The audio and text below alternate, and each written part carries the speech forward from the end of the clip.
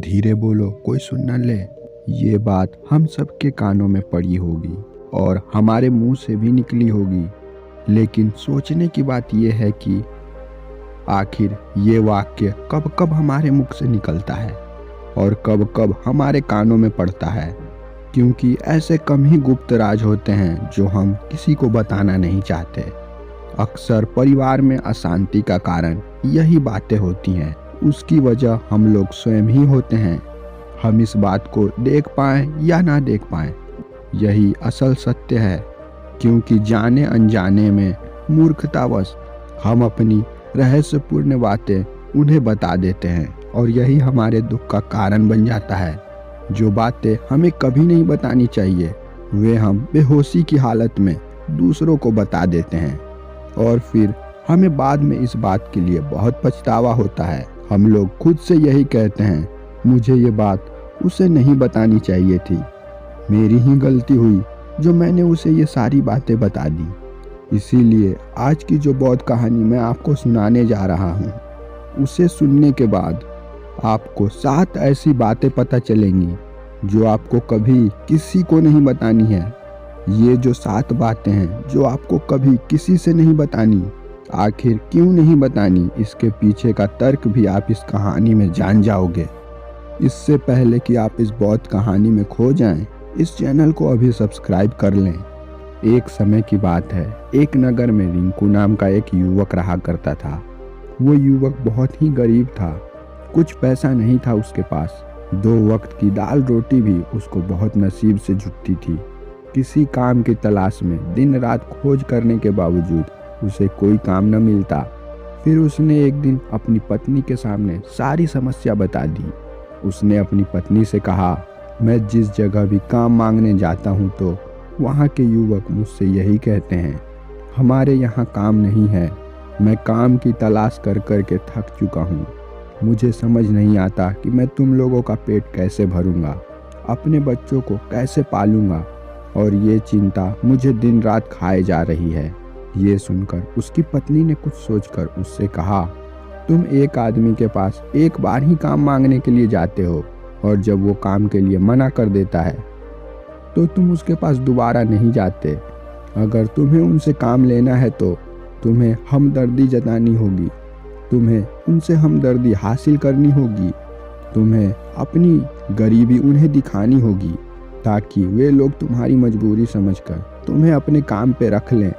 इसीलिए शर्म मत करो, उनके पास दोबारा जाओ, उन्हें अपनी मजबूरी बताओ, अपनी गरीबी हालत बताओ, अपनी गरीबी की लाचारी दिखाओ, उनसे हमदर्दी प्राप्त करो। पत्नी द्वारा कही गई ये बात रिंकू के मन में बैठ गई और अगले दिन रिंकू काम मांगने के लिए उसी सेठ के पास जा पहुंचा जहां पर वो पिछले दिन काम मांगने के लिए गया था। लेकिन इस बार उसने हाथ जोड़कर उस सेठ से प्रार्थना की, उससे विनती की कि वो बहुत गरीब है, उसे 2 वक्त की रोटी भी नहीं मिल रही है और उसे काम की बहुत आवश्यकता है। वो जो भी काम उसे देंगे वो अच्छे से करेगा, पर कृपया करके उसे वो कोई भी काम दे दें। सेठ ने उसकी ये हालत देखकर उसे अपने यहाँ काम पर रख लिया। अब रिंकू वहाँ उस सेठ के पास रोज काम करने के लिए जाने लगा। अंदर ही अंदर वो खुश तो था, ये जानकर उसे काम तो मिला, लेकिन उसे वेतन दूसरों लोगों से बहुत ही कम मिलता था। वही एक सा काम जो दूसरे लोग कर रहे थे उन्हें वेतन अधिक मिलता और वही काम करने के बदले रिंकू को बहुत थोड़ा वेतन मिलता। जब इस बारे में उसने अपने सेठ से कहा, सेठ ने कहा, देखो भाई, तुम्हें काम की ज़रूरत थी, मैंने तुम्हें काम दे दी, मुझे इससे कोई फ़ायदा नहीं था, मैंने तुम्हारी मजबूरी को देखकर तुम्हें काम दिया है, तुम्हें मुझे धन्यवाद करना चाहिए और इसकी जगह पर तुम मुझसे शिकायत कर रहे हो। सेठ की ये बातें सुन रिंकू वहीं पर चुप हो गया। सेठ द्वारा कही गई बातें कहीं न कहीं सत्य थी। आखिर सेठ ने रिंकू की मजबूरी देखकर ही तो काम दिया था। सेठ को किसी मजदूर की ज़रूरत नहीं थी और इसीलिए सेठ उसे वेतन कम देता। लेकिन धीरे धीरे रिंकू ने ये सारी बातें सगे संबंधियों, अपने मित्रों, अपने पड़ोसियों को भी बताना शुरू कर दिया। उसका सेठ कैसा आदमी है, उसे इतना कम वेतन देता है, ऐसे ही कुछ समय बीतता रहा और रिंकू पूरी लगन के साथ अपना काम करता रहा। लेकिन अब परिस्थितियां बदलने लगी थी। सेठ अब दूसरे मजदूरों की तुलना में रिंकू से अधिक काम लेने लगा था और उनसे कम वेतन उसे देता था। ये बात रिंकू के मन को बहुत खलती थी। वो दूसरों से अधिक मेहनत भी कर रहा है और बदले में उसे वेतन दूसरों की तुलना में बहुत थोड़ा मिल रहा है। इससे उसके आत्मसम्मान को बहुत गहरी ठेस पहुंची। अब धीरे धीरे उसका मन अपने काम से हटने लगा। अब उसका मन काम में लगता ही नहीं था। जाहिर सी बात है, ऐसी जगह किसका मन लगेगा जहां पर व्यक्ति को अपने आत्मसम्मान के साथ समझौता करना पड़े। इसीलिए उसने अपना काम जल्द ही छोड़ दिया और वो घर पर आकर खाली बैठ गया। अब उसके पास घर का खर्चा चलाने के लिए भी पैसे नहीं बचे थे। इसीलिए उसने अपने सगे संबंधियों और दोस्तों से सहायता मांगनी शुरू कर दी। लेकिन उसके दोस्त उसको अपने सामने दया का पात्र समझते थे, उसे दिलासा देते थे, लेकिन पीछे से उसका मजाक बनाते थे, उस पे हंसते थे। उसके दोस्त कहते, कितना बेवकूफ़ है, सेठ ने इतना काम लिया और बेचारे को पैसे भी नहीं दिए। अरे भाई, अगर हमने इसे पैसे दे भी दिया तो क्या ये कल को हमारे पैसे वापस कर पाएगा? इसकी ऐसी हालत है, काम तो इसके पास कुछ है नहीं और इसे पैसे चाहिए। आखिर हमारे पैसे ये कहाँ से ला के देगा? और इसी वजह से रिंकू की हालत दिन प्रतिदिन खराब होती जा रही थी। अब वो दिन रात तनाव में रहने लगा था। वही दोस्त, वही सगे संबंधी जो उसके अपने होने का दिखावा किया करते थे, वो उसे दया का पात्र समझ रहे थे। उन्हें उसके ऊपर तरस आ रहा था। सब लोग उसे आकर ज्ञान तो बहुत देते थे, लेकिन कोई सहायता नहीं करता था। और अक्सर ऐसा ही होता है, ज्ञान देने वाले तो बहुत मिल जाते हैं, लेकिन मदद करने वाले, उंगली पकड़कर, हाथ पकड़कर आगे चलाने वाले कितने मिलते हैं। एक दिन उसे पता चला कि पड़ोसी के गांव में एक बौद्ध भिक्षु आया हुआ है जो बहुत ही ज्ञानी है। रिंकू इतना तनाव में था कि उसे कोई रास्ता नजर नहीं आ रहा था और जाने अनजाने में वह उस बौद्ध भिक्षु के पास पहुंच जाता है। उस बौद्ध भिक्षु के पास पहुंचकर उनके पैरों में गिरकर सीधा रोने लगता है और वो रोते रोते अपनी सारी परिस्थिति उस बौद्ध भिक्षु को बताता है। उसे बताता है कि किस तरह उसके सेठ ने उसका फायदा उठाया और उसके सगे संबंधी कैसे उसके साथ व्यवहार रखते हैं।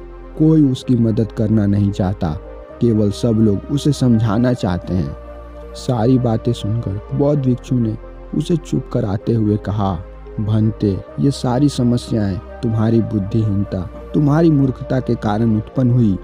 अगर तुम्हारे अंदर विवेक होता तो इनमें से एक भी समस्या तुम्हारे मन को, तुम्हारे दिल को दुखी नहीं कर सकती थी।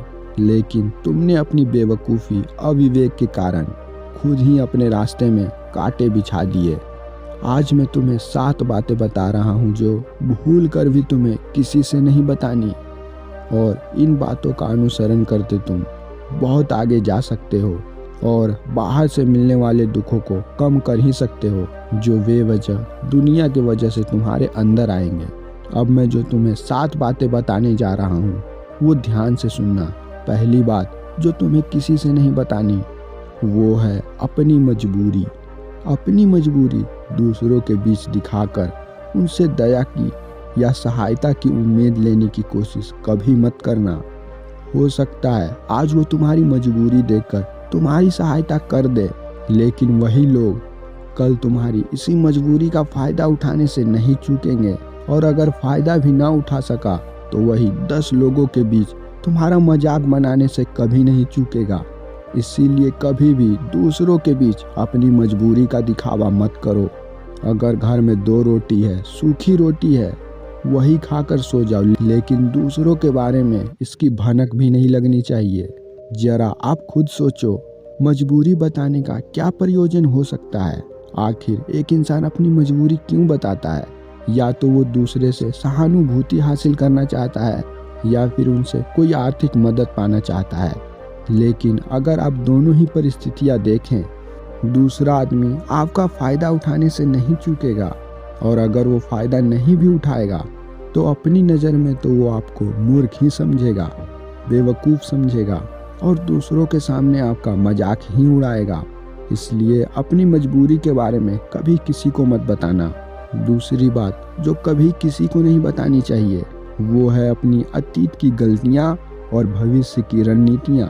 जरा सोचो, अगर हम अपनी अतीत की गलतियाँ किसी दूसरे को बताते हैं तो उसका क्या प्रभाव होगा। वो गलतियाँ ठीक तो नहीं की जा सकती, ये जाहिर है। तो उन्हें बताने से क्या लाभ, क्या प्रयोजन रह जाता है। आप अपने अंधेरे पक्ष को खुद दुनिया के सामने बता रहे हो, खुद अपनी गलतियाँ दूसरों के सामने बता रहे हो। इससे उस आदमी के नज़र में आपका एक चरित्र घटित हो जाएगा और वो भविष्य में आपको हमेशा उसी नज़रिए से देखेगा। इसीलिए किसी भी आदमी के नज़र में अपना चरित्र गठित नहीं होने दो।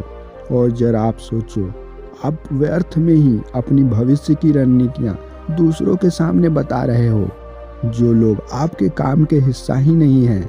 अपने भविष्य की रणनीतियाँ डींगे हाँकना बताना व्यर्थ ही है। वो लोग आपकी सहायता तो नहीं करेंगे और आपकी भविष्य की रणनीतियों में बाधा जरूर बन सकते हैं। अपनी विवेक का इस्तेमाल करिए और सोचिए, क्या आपके साथ भी ऐसा हुआ है कि आपने अपने भविष्य की रणनीति किसी को बताई हो और वो कामयाब ही नहीं हुई हो। ऐसा घटना आपके साथ जरूर घटित हुआ होगा। जरा गौर से सोचिए। तीसरी बात जो किसी को नहीं बतानी चाहिए वो है अपनी घर की बातें, अपनी घर की उलझनें, अपनी घर की सारी समस्याएं। जो भी हमारे घर के अंदर आपस में बातचीत होती है, हमारी माँ बाप के साथ, हमारी पत्नी के साथ, हमारे बच्चों के बीच, ये सारी बातें परिवार तक ही सीमित रहनी चाहिए। अगर आप इन सारी बातों का दूसरों के सामने ढिंढोरा पीटते हो तो दूसरे को आपके घर में घुसने का एक मौका मिल जाता है और वो इसका फ़ायदा उठाने से कभी नहीं चूकेंगे। वो निश्चित ही आपके परिवार के सदस्यों को आपसे दूर ले जाने की कोशिश करेंगे। वो आपके परिवार को बिखेरने की पूरी कोशिश करेंगे। और अक्सर ऐसा होता है, हम समाज में देखते हैं, हम अपने घर के झगड़ों को कम करने के लिए उन झगड़ों को अपने पड़ोसियों को बताते हैं, लेकिन इससे आपको सहायता कभी नहीं मिलती, बल्कि आपके घर के लड़ाई झगड़े और भी ज़्यादा बढ़ गए होंगे। हर पड़ोसी के घर के लड़ाई झगड़े में घी डालने का ही काम करता है और ये जाहिर है, ये हमेशा होता है। अगली बात जो मैं आपको बताने जा रहा हूँ, जो किसी को नहीं बतानी चाहिए, वो सुनने पर बहुत ही अजीब लग सकती है, लेकिन उसका सत्य भी मैं आपको एक तर्क के माध्यम से दूंगा। मैं कहता हूँ, आप अपनी आमदनी किसी से मत बताना। अपनी आमदनी न बताने के पीछे क्या प्रयोजन हो सकता है। जरा सोचिए, आप अपनी आमदनी अपने दोस्तों से बता देते हैं तो जब भी आपके दोस्तों को पैसे की ज़रूरत पड़ेगी तो वो आपके पास ही आएंगे, क्योंकि उन्हें पता है आपकी आमदनी उससे अधिक है और आप ही उसकी मदद कर सकते हो। और इसी वजह से ज़्यादा लोग आपसे सहायता के लिए आकर्षित होंगे और चोर, बुरी मनसा वाले लोग भी आप पर आकर्षित होंगे। इसी वजह से किसी को भी अपनी आमदनी का पता नहीं चलने देना चाहिए। एक ऐसी स्थिति होती है जहां पर अपनी आमदनी का खुलासा करना मजबूरी सा बन जाता है। वैसी स्थिति में जैसे रिश्ते के लिए कोई घर पे आए हों, तो वैसी स्थिति में ही अपनी आमदनी का खुलासा करें, और अन्यथा किसी जगहों पर अपनी आमदनी का खुलासा करना मूर्खता ही है। सामने वाला व्यक्ति आपसे ईर्ष्या करना शुरू कर देगा। इसी वजह से अपनी आमदनी हमेशा सबसे छिपा के रखनी चाहिए। अगली बात जो मैं आपको बताने जा रहा हूँ, उसे गार्ड बांध लेना। ये बातें आपको किसी से नहीं कहनी है। अपनी कमजोरियाँ और अपनी ताकत किसी को नहीं बतानी चाहिए। अक्सर इंसान को ये पता नहीं होता है सामने वाले इंसान की कमजोरी या उसकी ताकत क्या है, लेकिन जब आपके शत्रु को आपकी कमजोरी या आपकी ताकत पता है तो वो मौका पाकर आपकी उन्हीं कमजोरियों का फायदा उठाएंगे। और जब उन्हें आपकी ताकत के बारे में पता है तो हर ताकत के पीछे कोई ना कोई कमजोरी छिपी होती है। वो उसका काट ढूंढ लेंगे और फिर समय पाकर आपसे लड़ाई में आपसे जीत भी हासिल करेंगे। ये बात इंसान को इतनी गुप्त रखनी चाहिए। ये बातें उसे अपनी पत्नी या पति से भी नहीं बतानी चाहिए, क्योंकि अगर आपने ये गलती किया तो आपको अपने घर के सदस्यों के बीच हमेशा दब के रहना होगा। अगली बात जो इंसान को कभी किसी से नहीं बतानी चाहिए वो है अपने मित्र और अपने शत्रु के बारे में। अगर आप अपने मित्रों के बारे में दूसरे लोगों को बताएंगे तो वो आपके मित्रों के साथ अपनी घनिष्ठता बनाकर आपको उन्हीं के खिलाफ भड़का देंगे या फिर आपके मित्रों को आपके खिलाफ भड़काएंगे। आपके गहरे मित्रों को आपसे दूर करने का पूरी षड्यंत्र रचना वे लोग शुरू कर देंगे। अक्सर आम आदमी ऐसा नहीं कर सकता, लेकिन आपके दुश्मन ऐसा कर सकते हैं। और दूसरी तरफ आपके शत्रु का भी किसी को पता नहीं लगना चाहिए, क्योंकि आज जो आपका मित्र है, अगर किसी कारणवश कल वही आपका शत्रु हो गया तो फिर वही व्यक्ति आपके दुश्मनों को साथ मिलकर आपको परास्त कर सकता है, आपके जीवन में समस्याएं उत्पन्न कर सकता है। इसीलिए अपने सबसे अच्छे दोस्तों को भी अपने दुश्मन के बारे में कभी मत बताना। अब अगली और आखिरी बात कहता हूँ, जब तुम दान करते हो तो दान के बारे में भी किसी को मत बताना, नहीं तो दान करना व्यर्थ हो जाता है। उस दान से आप कभी फलीभूत नहीं हो सकते। जब आप अपनी दान का ढिंढोरा पीटते हो तब आप ये बता रहे हो कि मैं कितना बड़ा दानी पुरुष हूँ, और ये आपके अंदर एक अहंकार की निर्माण करती है, ये एक प्रतिष्ठा का मार्ग उत्पन्न करती है। इसीलिए व्यक्ति को हमेशा गुप्त रूप से दान करना चाहिए। वह दान व्यक्ति को हमेशा फलीभूत होता है।